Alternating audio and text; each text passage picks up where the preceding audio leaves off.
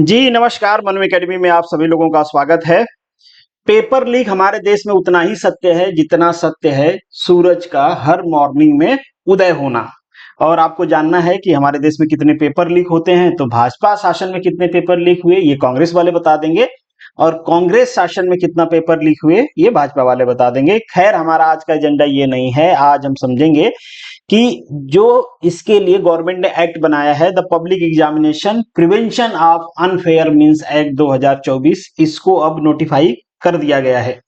Notify का मतलब ये होता है कि हमारे देश में जो रूल बनने का प्रोसेस है, पहले एक बिल बनता है, उसको लोकसभा राज्यसभा से पास कराना होता है, प्रेसिडेंट का एसेंट लेना होता है, इसके बाद उसको ऑफिशियल गजट में नोटिफाई करना होता है। तो ये लास्ट प्रोसेस था ऑफिशियल गजट में नोटिफाई करने का। प्रेसिडेंट का एसेंट बहुत पहले मिल चुका है, अब इसको नोटिफाई कर दिया गया है। अब हमारे देश में ये जो एक्ट है, एक्ट तो तभी बोलेंगे जब वो लॉ होगा, तो ये अब लॉ बन के तैयार हो गया है। दूसरा क्वेश्चन उठता है कि क्या ये लॉ जितने भी एग्जाम्स हमारे देश में होते हैं, क्या सबके ऊपर ये एप्लीकेबल है? तो जवाब है कि नहीं। अभी जो करंट सिचुएशन है उसमें यूपीएससी जितने एग्जाम्स कराती है उस पे ये एप्लीकेबल होगा, एसएससी जितने एग्जाम्स कराती है उस पे ये एप्लीकेबल होगा, आरआरबी जितने एग्जाम्स कराती है उस पे ही एप्लीकेबल होगा, इसके बाद आईबीपीएस जितने एग्जाम्स कराती है उसके ऊपर ये एप्लीकेबल होगा, एनटीए जितना एग्जाम्स कराती है उसके ऊपर एप्लीकेबल होगा। इसके अलावा जो सेंट्रल गवर्नमेंट के मिनिस्ट्रीज हैं वो अगर अपने डिफरेंट एग्जाम्स करवाते हैं तो उनके ऊपर ये एप्लीकेबल होगा। मतलब टोटल 6 सेक्टर्स हैं जो एग्जाम्स करवाएंगे, उनके ऊपर ये जो एक्ट है ये एप्लीकेबल होगा। आज हम समझेंगे कि इस एक्ट का जो सेक्शन 3 है, हालांकि जो ऑफेंसेज हैं अनफेयर मींस हैं वो सेक्शन 3, 4, 5 में दिए गए हैं। 3 में बहुत स्पेसिफिक दिया गया है कि क्या करोगे तो ऑफेंस माना जाएगा। 4 और 5 में थोड़ा इन जनरल दिया गया है। तो 3 को थोड़ा सा हम डिटेल में जानेंगे, और इसमें यह भी आपको समझना है कि कुछ चीजें ऐसी है ना कि जो कैंडिडेट करते हैं वो भी ऑफेंस में आता है। कई कई चीजें ऐसी हैं जो बताती हैं कि पेरेंट्स उस टाइप की हरकतें करते एग्जामिनेशन हॉल में जाके, वो भी ऑफेंस माना जाएगा। तो आपको इसके बारे में जानना चाहिए। इससे क्या है, आपको आपका अधिकार भी पता चलेगा और औकात भी पता चलेगा कि आपको क्या कर सकते हो, आप क्या नहीं कर सकते हो। पहली चीज, चूंकि पेपर लीक का मैटर है तो किसी भी तरीके से क्वेश्चन पेपर और आंसर की कोई लीक करता है, लीक का मतलब आप यही समझिए, एग्जाम होने तक एग्जाम होने तक अगर ऐसा कुछ होता है तो उसे लीक माना जाएगा। एग्जाम होने के बाद आंसर की आती है उसको लीक में कंसीडर नहीं किया जाएगा। तो कोई क्वेश्चन पेपर लीक कर देता है, आंसर की लीक कर देता है, तो वो बेसिकली एक ऑफेंस माना जाएगा। फिर आप किसी भी तरीके से लीक के प्रोसेस में इन्वॉल्व हो, मान लीजिए एक गिरोह है जो पेपर लीक करवाता है, और यहां पे इस रूम में ये कमरा है, इसमें बुलाया गया सभी बच्चों को कि भाई यहां पे आना, तुमको 1 घंटे पहले पेपर दे दिया जाएगा। और आप यहां पे खड़े हो और आप जो स्टूडेंट हो उनको बस बता रहे हो कि आपको यहां पे जाना है, और कोर्ट पहुंच गए, आप कहते हो कि देखो सर मैं तो पेपर लीक में था नहीं, मैं तो कमरे के पास भी नहीं गया था, मैंने तो बस डायरेक्शन बताया था बच्चों को कि इधर जाना है, तो मैं कैसे पेपर लीक करवा सकता हूं? जवाब है कि भाई ये करके भी आप नहीं बच सकते हो। आप भी, आपकी आपकी जो एक्टिविटी है वो भी अनफेयर मींस कंसीडर किया जाएगा, और आपको भी वही सजा मिलेगी जो बाकियों को मिलेगी। तो किसी भी तरीके से आप पेपर लीक या आंसर की लीक में इन्वॉल्व हो, directly indirectly, your action consider as the unfair means. और मान लीजिए कि आपको अधिकार नहीं है कि जो सेंटर पे आंसर शीट आई है या रिस्पॉन्स शीट आई है या जो क्वेश्चन पेपर आया है उसके एक्सेस का आपके पास अधिकार नहीं है, आप एथोराइज नहीं हो उसको एक्सेस करना, और आप वहां पहुंच जाते हो, जहां पे रखा है वहां पहुंच जाते हो, उसकी कस्टडी लेने की कोशिश करते हो, खोलने की कोशिश करते हो, और खुला हुआ है देखने की कोशिश करते हो। इस टाइप की एक्टिविटी को भी इनफेयर मींस माना गया है। आप ये भी पेपर लीक में ही कंसीडर किया जाएगा अगर इस टाइप की हरकतें आप करते हो तो। नेक्स्ट है प्रोवाइडिंग सोल्यूशन।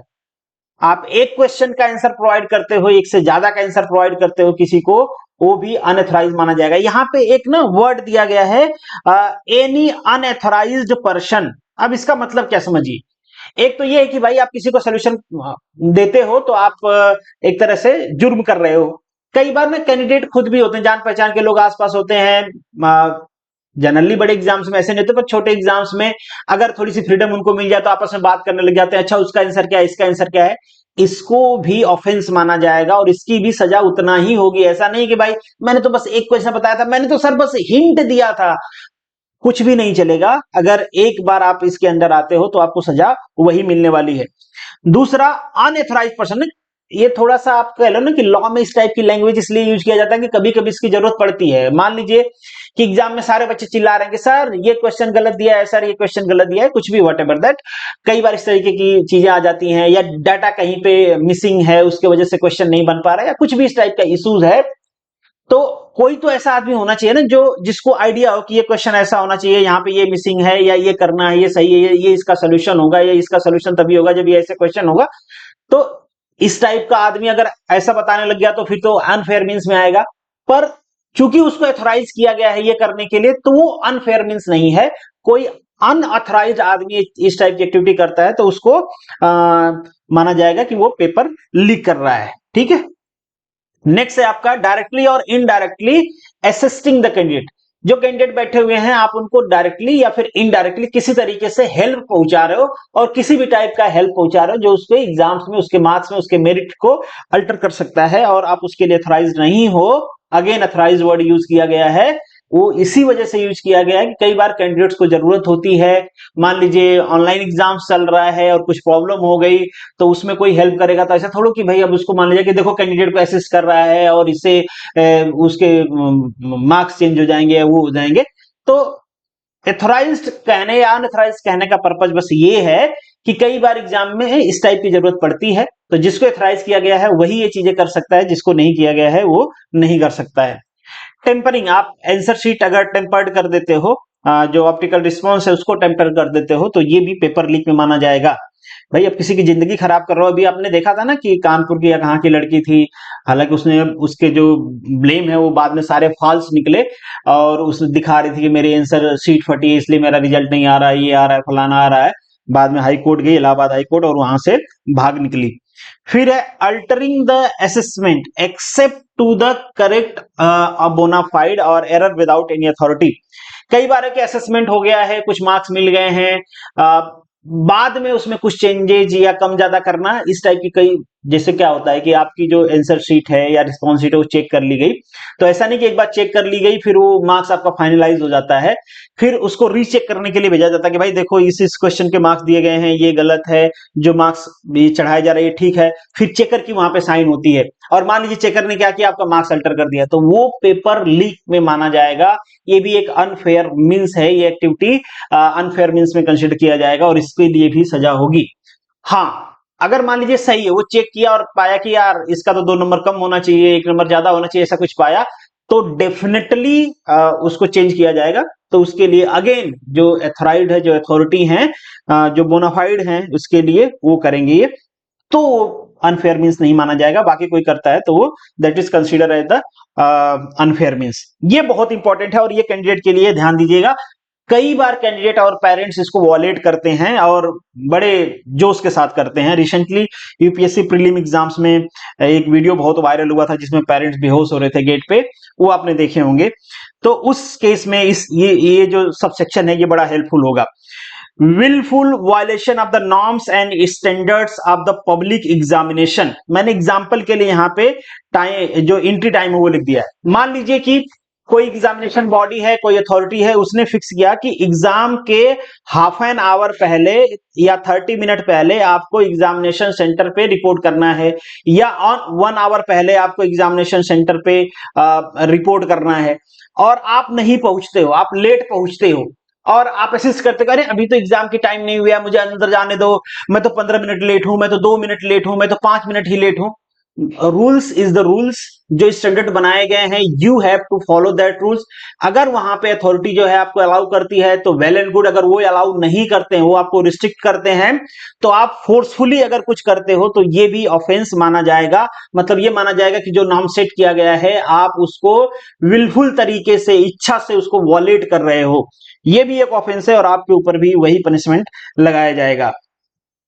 नेक्स्ट है tampering with any document necessary, मतलब ये तो उनके लिए, अथॉरिटीज के लिए है कि कई बार अंदर जो क्लर्कियल लोग होते हैं या जो मेरिट तैयार करते हैं, जो अधिकारी होते हैं, बेसिकली किसी भी तरीके से उसको अल्टर कर रहे हैं, कि उसकी रैंक या मेरिट या कुछ बदल जाए कैंडिडेट की, तो ये बेसिकली ऑब्वियसली माना जाएगा इसको। तो ये भी एक अनफेयर मीन्स है। फिर है deliberate violation of the security measures. कई बार आपने देखे होंगे कि बच्चे लेट पहुंचते हैं, नाराबाजी शुरू कर नारी मतलब वो शुरू कर देते हैं कि हमको अंदर जाने दो, ये वो लड़ाई कर लेते हैं। कई बार सिक्योरिटी पर्सन से लड़ाई कर लेते हैं, कई बार जो लोग वहां पे ड्यूटी पे लगे हैं उनके साथ लड़ाई कर लेते हैं। तो ये भी एक तरह का अनफेयर मीन्स है, ये नहीं करना है। पहले कर लेते थे, रूल्स रेगुलेशन नहीं था तो पता नहीं चलता था भाई कि कौन से इसमें धारा में इसको अंदर करें। पर अब भैया आप सीधा अंदर जाओगे, आपके ऊपर सेक्शन 3 का सब सेक्शंस जो हैं ये लगा दिए जाएंगे, और इसके लिए जो सजा है वो मिनिमम 3 ईयर की है। 5 ईयर तक एक्सटेंड किया जा सकता है, 10 लाख तक की फाइन लगाई जा सकती है। इस डिपेंड अपॉन कि किस टाइप की आपकी एक्टिविटी है और कोर्ट का विजडम क्या है, उसके बेसिस पे आपको पेनल्टी या फिर इम्प्रिजनमेंट होगा।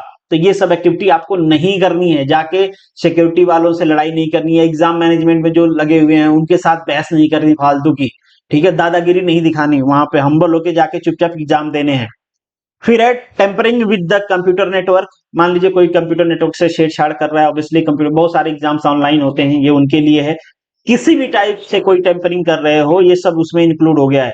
कुछ कुछ चीजें यहाँ पे मैंने शॉर्ट में करके लिखा हुआ है, पर आप गजट पढ़ोगे तो उसमें थोड़ा डिटेल में दिया गया है, ठीक है।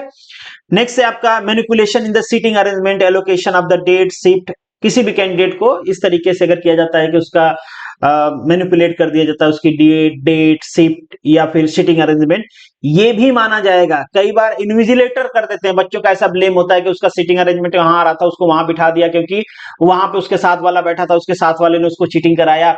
या अभी रिसेंट का केस ले लीजिए, नीट गोधरा में कहा गया है कि गुजरात स्टेट से जो भी बाहर के कैंडिडेट थे, उन्होंने गुजरात स्टेट में जो एग्जाम देने के लिए सेंटर भरा था, उन सभी को गोधरा का एक सेंटर दे दिया गया। ऐसा कैसे पॉसिबिलिटी हो सकती है कि सबको एक ही सेंटर मिल गया? तो ये कहा गया कि मतलब जो जिनकी रिस्पॉन्सिबिलिटी थी सीट अरेंज करने की या फिर जो सीटिंग नंबर है वो देने की, उन्होंने कुछ गड़बड़ी किया होगा। तो ये भी मैनिपुलेशन है और ये भी अनफेयर मीन्स है, इसके लिए भी आपको सेम सजा होगी, ठीक है। नेक्स्ट आपका है थ्रेटनिंग। हाँ ये देखो, ये मतलब स्पेसिफिक लिख दिया गया है। इससे पहले मैंने आपको बताया ना, बहस नहीं करनी है किसी इन्विजिलेटर से या एग्जाम में जो लोग लगे हुए हैं उनसे बहस नहीं करनी है। यहाँ पे देखो स्पेसिफिकली मेंशन कर दिया गया है, थ्रेटनिंग द लाइफ लिबर्टी या फिर wrongful restrictions of the person associated with the public examination.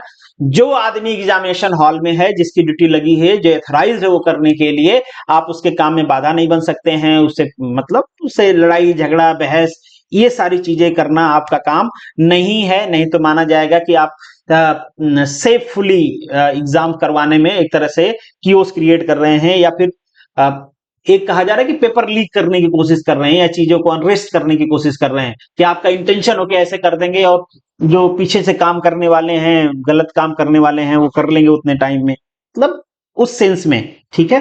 तो आपको ये सारी चीजें नहीं करनी है एज ए कैंडिडेट।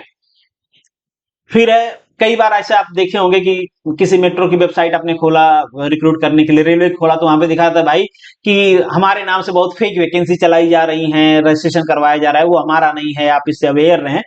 तो इस टाइप का कोई फेक वेबसाइट क्रिएट करता है, एग्जाम करवाता है, एडमिट कार्ड इशू करता है, चाहे उसका पर्पज कुछ भी हो, पैसा कमाना हो, जो भी है, पैसा कमाना ही पर्पज होता है यहाँ पे जनरली, तो उसको भी एग्जाम लीक माना जाएगा। और सेम यही इसी एक्ट के प्रोविजंस के अंदर जो सेक्शन 10 है उसके अंदर आपको सजाए दिया जाएगा, सजाए मौत नहीं है भाई। फिर 9 बड़ा ही इंटरेस्टिंग फैक्ट लिखा गया है, all offence under this act shall be cognizable, non वेलेबल और नॉन कंपाउंडेबल। एक एक वर्ड की मीनिंग समझो आप कि भाई ये कॉग्निजेबल ऑफेंस है, मतलब बहुत ही सीरियस टाइप का ऑफेंस है। इसमें आपको कोई बेल नहीं मिलने वाली, मतलब इसमें आप ये नहीं कहोगे मुझे एंटरिंग बेल दे दो, अभी तो मेरे ऊपर चार्ज लगा है, मुझे मतलब क्या बेल दे दो, इस टाइप की चीजें नहीं होगी। ये नॉन बेलेबल है, लग गया पुलिस के हाथे चढ़ गए, आप बंद रहोगे। फिर है नॉन कंपाउंडेबल, मतलब इसमें कंप्रोमाइज नहीं किया जा सकता। जैसे कई सारे ऑफेंस होते हैं ना जिसमें दोनों पार्टी कंप्रोमाइज कर लेती है आपस में और जाके अपनी केस विड्रॉल हो जाता है, या फिर कोर्ट से उस केस को डिसकंटिन्यू कर दिया जाता है क्योंकि दोनों पार्टी जो इन्वॉल्व थी ऑफेंस में उन्होंने आपस में कंप्रोमाइज कर लिया है। यहां पे वो चीज नहीं चलेगा। एक एग्जांपल ले लीजिए कंप्रोमाइज का, कि मान लीजिए आपका किसी ने कंप्यूटर चोरी कर लिया और आपने चोर को पकड़ लिया, तो आप दोनों ने कंप्रोमाइज कर लिया, भाई आपने उससे कंप्यूटर ले लिया, उसके ऊपर बोले भाई तू मुझे 10,000 20,000 50,000 और दे, तब जाके मैं अपना जो तेरे खिल अगेंस्ट में रिपोर्ट है उसको वापस लूंगा। वो मान गया, आपको दे दिया, दोनों में कंप्रोमाइज हो गया। आपने यहाँ पे ऐसा नहीं हो सकता है। यहाँ पे नहीं भाई, चलो मैंने पेपर लीक कर दिया, अब पेपर लीक का मैंने कंप्लेन कर दिया, बाद में पेपर लीक वाला आया, मुझे कहा कि भैया 10 लाख रुपए ले लो और आप जो अपनी जो रिपोर्ट है ना उसको वापस ले लो। ऐसा मैं नहीं कर सकता। मतलब इसमें कोई कंप्रोमाइज का प्रोविजन नहीं है। दिस इज नॉन कंपाउंडेबल, मतलब इसमें कंप्रोमाइज नहीं होगा। ये लोगों के या पब्लिक के लाइफ से रिलेटेड है, इसमें बकैती नहीं चलेगी। अब पनिशमेंट की बात कर लें कि पनिशमेंट क्या होता है भाई, तो पनिशमेंट इसमें कई सारे स्टेजेज में है। कोई आदमी अगर इसमें इन्वॉल्व है पेपर लीक या अनफेयर एक्ट में, तो उसको 3 ईयर की मिनिमम सजा होगी। ये एक्सटेंडेबल है 5 ईयर की, 10 लाख तक का उसको ये हो सकता है।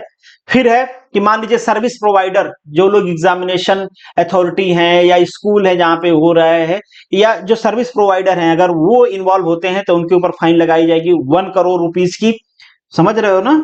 मतलब ये माना जाएगा ना भाई, ये तो फिर बड़े लेवल पे लीक कर रहे हैं। कोई इंडिविजुअल इन्वॉल्व है, जैसे आपने किसी को एक आंसर बता दिया या कुछ ऐसी चीजें कर दिया, तो उसमें 3 ईयर का है मिनिमम, मैक्सिमम उसमें भी 5 ईयर का है।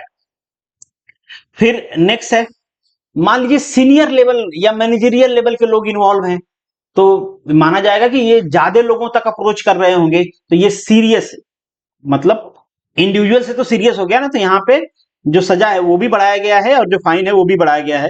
कहा गया है कि डायरेक्टर या सीनियर मैनेजमेंट या सर्विस प्रोवाइडर या फॉर्म है, अगर ऐसे लोग इन्वॉल्व होते हैं इन सभी एक्टिविटी में, उन सभी एक्टिविटी जो ऊपर हमने पढ़ा है नंबर 3 में, नंबर 4 और 5 है ना, वो इन्हीं से रिलेटेड है, बहुत स्पेसिफिक उसमें नहीं दिया गया है।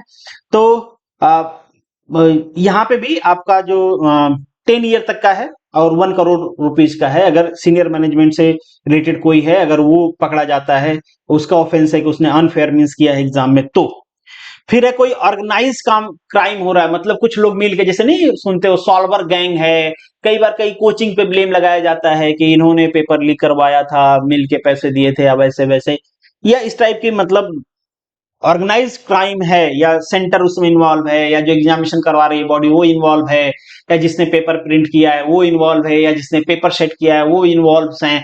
तो अगर मान लीजिए ऑर्गेनाइज्ड क्राइम है, तो अगेन यहाँ पे जो इम्प्रिजनमेंट है वो 5 ईयर का है, 10 ईयर तक एक्सटेंड हो सकता है और 1 करोड़ रुपीस की फाइन है। ठीक है, तो ये सब बेसिक डिटेल है जो कि आपको जानना चाहिए इस एक्ट के बारे में।